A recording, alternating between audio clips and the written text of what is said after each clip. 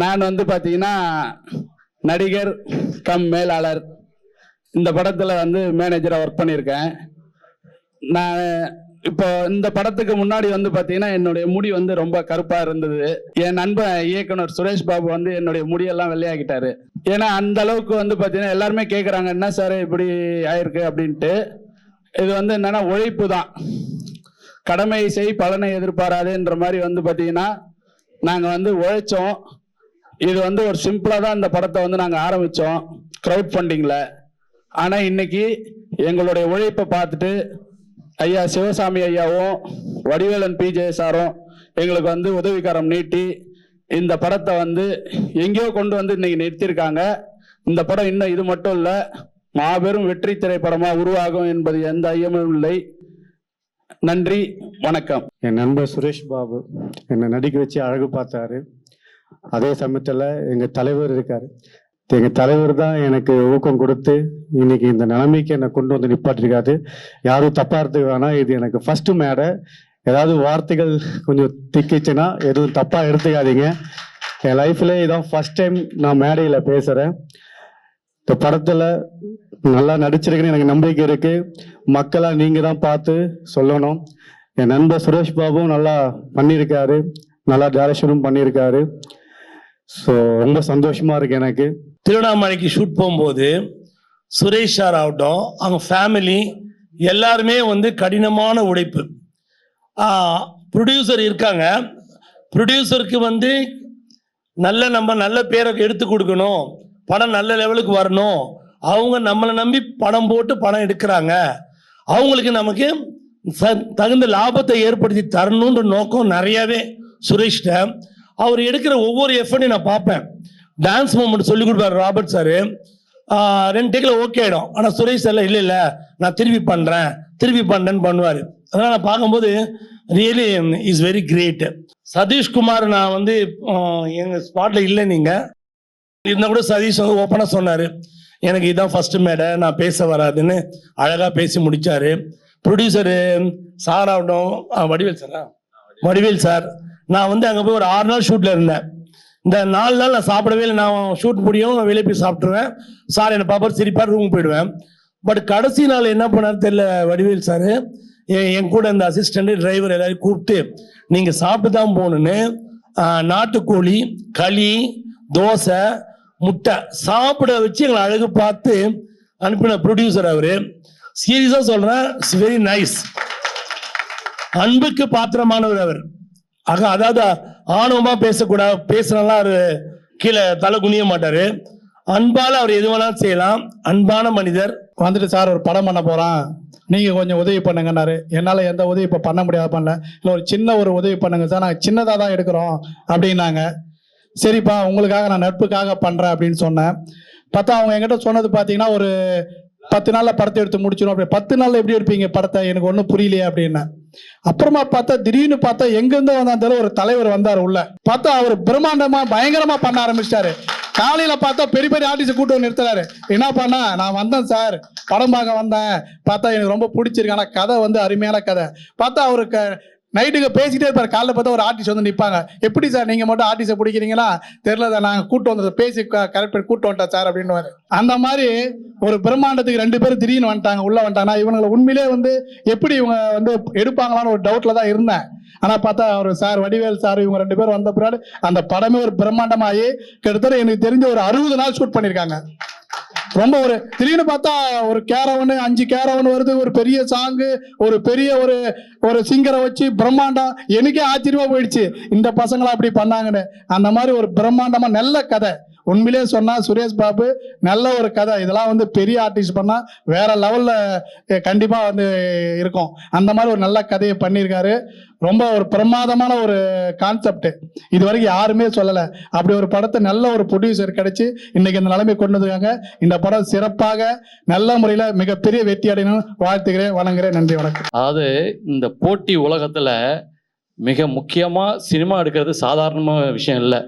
அதுலேயும் இந்த மாதிரி இயக்குனர் தனி மனிதனுடைய ஒழுக்கத்தோட நேர்மையா உண்மையான உழைப்பு, கடின உழைப்பு இல்லை, உண்மையான உழைப்போட அவருடைய வேலை செஞ்சது ரொம்ப மகிழ்ச்சியாக இருந்தது. அதில் எனக்கு ஒரு கேரக்டர் கொடுத்தாங்க, என்னால் முடிஞ்சதை நடிச்சிருக்கோம். அது ஒரு பக்கம் மகிழ்ச்சியாக இருந்தது. இந்த படத்தை பற்றி நிறைய பேர் சொல்கிறாங்க, ஒன்றும் நானும் படம் பார்க்கல. இந்த படத்தை பற்றி சொல்லும்போது அவ்வளோ பெரிய ஒரு சந்தோஷம். ஏன்னா எல்லாருடைய வார்த்தையும் பாசிட்டிவ் எனர்ஜியோட சொன்னாங்க. நல்லா இருக்கு, சூப்பராக இருக்கு, சூப்பராக இருக்கு. அது அந்த எடிட்டர்லேருந்து மியூசிக் சந்தோஷ் சார்லேருந்து எல்லாருமே சொல்லும்போது, அதாவது இந்த படம் மிகப்பெரிய பிரம்மாண்டமான வெற்றி அடையும்னு சொல்லிட்டு கடவுளே நம்மளுக்கு வந்து ஆசீர்வாதம் பண்ண மாதிரி நமக்கு இருக்கு. அது சந்தோஷம். விக்கி பிக்சர்ஸில் இந்த படம் வந்து நான் ஃபஸ்ட்டு படம். சுரேஷ் பாபு அண்ணனும் சதீஷ் அண்ணனும் ஃபஸ்ட்டு வந்தாங்க, வந்து இது மாதிரி மூவி பண்ணணும், ரொம்ப ஸ்மால் பட்ஜெட் சொன்னாங்க. அதுக்கப்புறம் வந்து சார் வந்து வடிவலன் சாரும் சிவசாமி சாரும் உள்ள வந்ததுக்கப்புறம் இது நல்ல பெரிய பட்ஜெட்டாக மாறிடுச்சு. எனக்கு நிறைய ஃப்ரீடம் கொடுத்தாங்க. சாங் வந்து நல்ல சிங்கர் போகலான்னு சொன்னாங்க, லைவ் போகலான்னு சொன்னேன், எல்லாத்துக்கும் நல்ல மிக்சிங் போகலான்னு சொன்னேன். எல்லாத்துக்கும் எனக்கு ஸ்பேஸ் கொடுத்தாங்க, ஒர்க் பண்ணுறதுக்கு டைம் கொடுத்தாங்க. நெக்ஸ்ட் வந்து சிங்கர்ஸ் வந்து சொல்லணும்னா மகாலிங் அண்ணன் ஒரு சாங் பாடியிருக்காரு, நீங்கள் பாருங்கள், ரொம்ப நல்லா வந்திருக்கு. இன்னும் நிதிஷ்குமார்னு நம்ம தம்பி ஒருத்தர் பாடியிருக்காரு, அது ரொம்ப சூப்பராக வந்திருக்கு. என்னோட ப்ரோக்ராமர் விக்னேஷ் இருக்கார் இங்கே, அவர் நல்லா என் கூட அசிஸ்டண்ட் வந்திருக்காரு. பூவரசன் அவர் இருக்காரு இங்கே, அவர் லிரிசிஸ்ட்டு, அந்த சாங்க்கு அவர் எழுதியிருக்காரு. எல்லாமே ரொம்ப நல்லா வந்திருக்கு. பேக்ரவுண்ட் ஸ்கோர் ஒர்க் போயிட்டுருக்கு, சீக்கிரம் வந்து தேட்டரில் வந்து பார்ப்பீங்க. ரொம்ப தேங்க்ஸ். வந்திருக்கிற அனைவருக்கும் வணக்கங்க.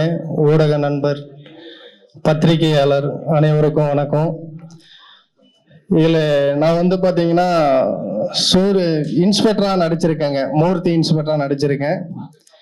நான் சினிமாவை பார்த்தது மட்டும்தான் உண்டு, எப்பயோ ஒரு டைம் பார்த்தது தான் உண்டு.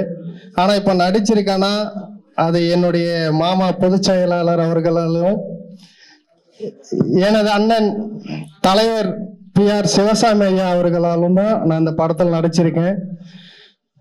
நாங்கள் தருமபுரியில் இருக்கோம், ஒரு மாநாடு வேலையாக தருமபுரி போயிருந்தோம். அப்போ இந்த மாதிரி சுரேஷ் பாபு வந்து சொல்கிறாரு ஒரு படம் எடுக்கணும்னு, நாம் போய் பார்த்துட்டு வரலாம் அப்படின்னு சொல்லி என்கிட்ட சொல்கிறாரு தலைவர்.